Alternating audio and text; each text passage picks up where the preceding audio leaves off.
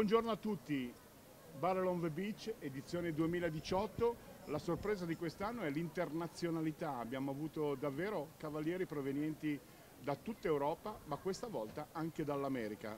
Lascio a voi il nome. You introduce yourself to our people. Perfect. Thank you very much. My name is Lance Graves, and I'm from Oklahoma, and I'm certainly excited to be here. Thank you guys for being so welcoming to us. Yes. My name is Sharin Hall, and I appreciate Italy accepting us here and we getting to compete at Barrels on the Beach. I'm Chali Pinkston from Terrell, Texas, and this is an amazing opportunity.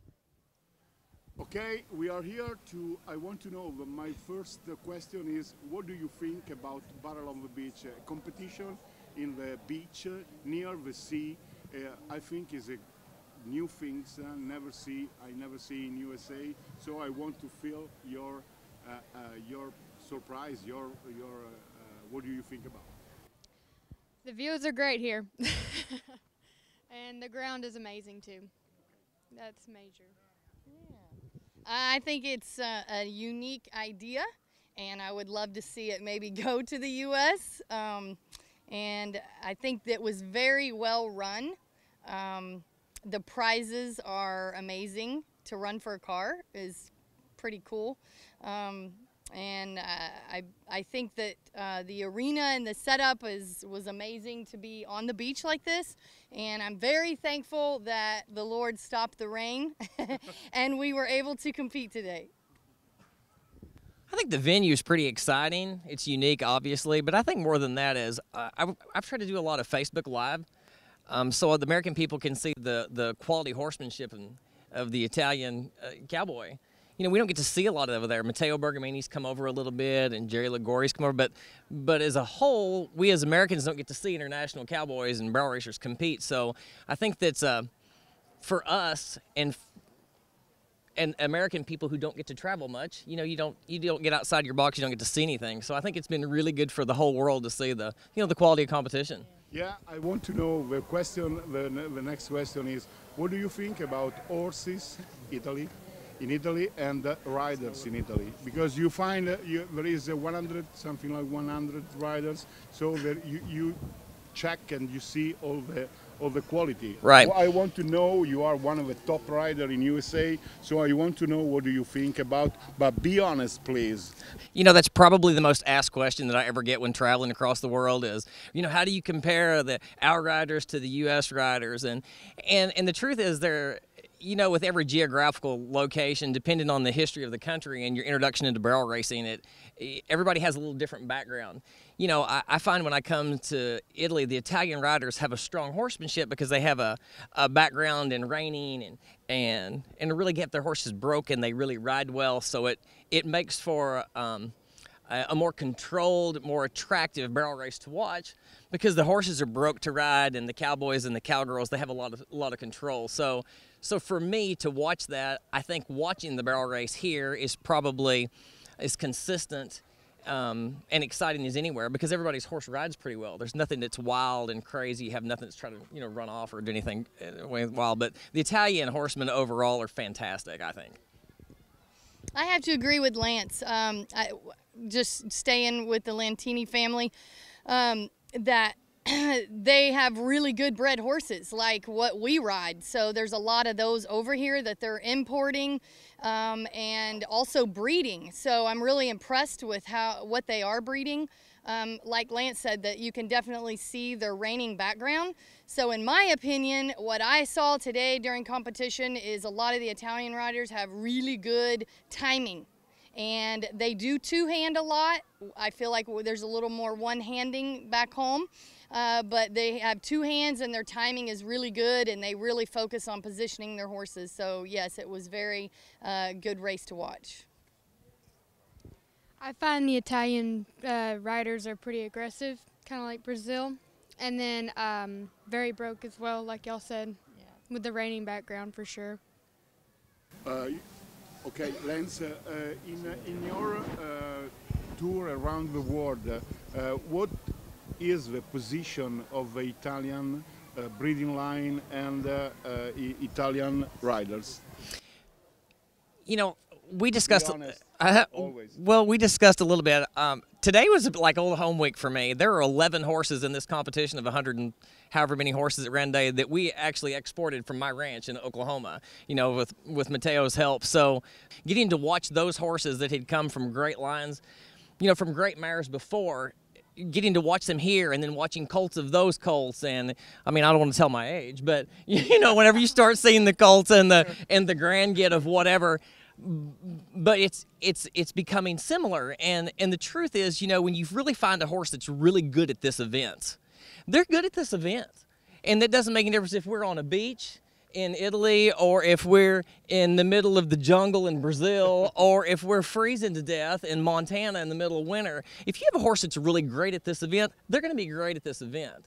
So, you know, you match the right cowboy with the right animal, and you're going to have some excitement. Okay. And the breeding is getting specialized. So people are starting to pull embryos out of the good winning mares and breeding them to a great stallion, and you're just almost guaranteed to get a good barrel horse. So that's what I see is really starting to specialize over here, and I'm glad to see the barrel racing industry growing in Italy, Brazil, all the other countries, Australia. So, hey, I'm glad that, you know, we can be a part of it as far as the USA. Yeah, the breeding over here is really good. Like they said, they're importing some of the nice horses from USA to over here and then doing embryos and breeding them. So they're making great horses over here, kind of like Brazil when they import all the great United States horses, and then they breed them themselves and then make them great. Now, this year, we move one of our stallion in USA because it's a stallion that last year win a lot in Italy, so we want to try the experimentation of to send this stallion in USA. He start to ride, and we are very curious. Do you think that an Italian stallion can, little by little, have a space in the big barrel horses world in USA? Well, sure he would. Why wouldn't he? It's like anything else. A great athlete's a great athlete, whether he speaks Italian or he speaks English or he speaks Portuguese. You know what I mean? A great athlete is a great athlete, and you know, you put that right animal in the right situation, and it's just like watching the Olympics every year. You know, you never know who's gonna have the best in whatever. And there have been times we sure expected Canada to win the hockey gold medal and the USA sneaked in, or whoever thought you'd see a Jamaican bobsledder. Yeah. The truth is, you know what I mean? The truth is a great athlete's a great athlete. And I saw that horse run. This belongs to Giovanni Adamo. Yeah. Yes. Listen, this horse is a tremendous athlete. It wouldn't make any difference if you exported him to the United States or if you sent him to Brazil. You send him anywhere. This is a superior quality animal. I watched him run at Fort Worth, which is one of the toughest, most competitive races in the United States or anywhere in the world, and this horse ran right in the middle with everybody. He is a very impressive animal, and I feel like if you have that animal and you have the means to take the animal to a place to showcase that animal's talent, do it. Say, take him. Yeah. Okay, another question. I want to know, what do you suggest to let grow up the youth rider in Italy, if you prefer to have a clinic in Italy or send rider like a stage or something like that in USA? What do you think is the best way to improve the young riders to understand and to learn how to ride? I think experience is the life experience is the best teacher. You know, I think that if you are a young person and you see a trainer that is having success and you feel comfortable, if you feel comfortable and you feel akin to the way that teacher teaches, if you like the way that you see him touch his horse and talk to his horse and train his horse, then go learn for that. You know, I continue to learn every year of my life. You know what I mean? If you stop learning, you're dead. Yeah. So every time I come here, I learn things. I go to South America, I learn things. I think that we all must continue to learn and push ourselves and push our horsemanship. So if you're a young person, walk up to somebody, talk to him. There's not one person here that couldn't come up and talk to me. I would be happy to talk to you. Yeah. I can use Google Translate as well as anybody. So if you're a young person, you want to ask questions, go. And I'm sure Sharon is the same way, and we're happy to answer questions like that for the young people. So whether you can come and you learn from the best here or the best from an American, experience is always the best teacher. Yes, I agree. I think people should go and learn to be better if they truly want to be better. And learn from someone that you admire, their style, their training, how they communicate with their horse. My opinion and my experience in clinics, most people don't know how to properly communicate to their horse. They think they know what they're asking, but it's confusion with the horse, and that's mainly what I work on, honestly. So horsemanship, learning how to communicate and how to ask the commands instead of demanding is huge. And just to comment on your last question about the stallion in the U.S., I did compete on a Streak into Fame stallion at the American, and I mean, when you can get that kind of exposure in the world on national TV, people are going to breed to your horse. And if that's the goal, then they're in the right place, in my opinion. So. Okay. And he is nice. I saw him compete. I think he's got a good shot, and he's already proven to have some good times over there, so I think he's on his way. I want to know also your opinion in because you are a younger rider. So learning from the clinics and learning from other riders. I think if you've, like everyone has a different style of riding. And so, you know, you pick someone that you think you can ride like. And like Lance says, you learn from everyone and you make your own style. And learning from the best. You always learn from the top.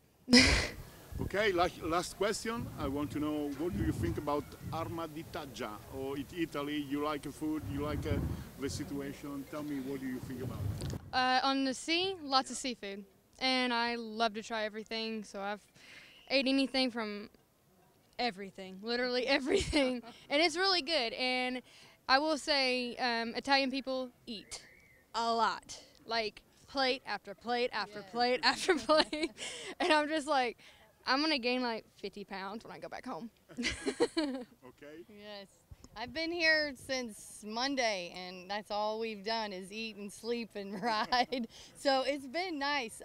The city is beautiful. It's I went and got to see the church, like in 1300 it was built. The hotel, Asteria, is like built in 1808. It's like amazing, the architect and the history within the city, and then to be on the sea has been amazing. And I'm glad the weather is held up for us, and thankful for you guys that you put the event on here. Lance?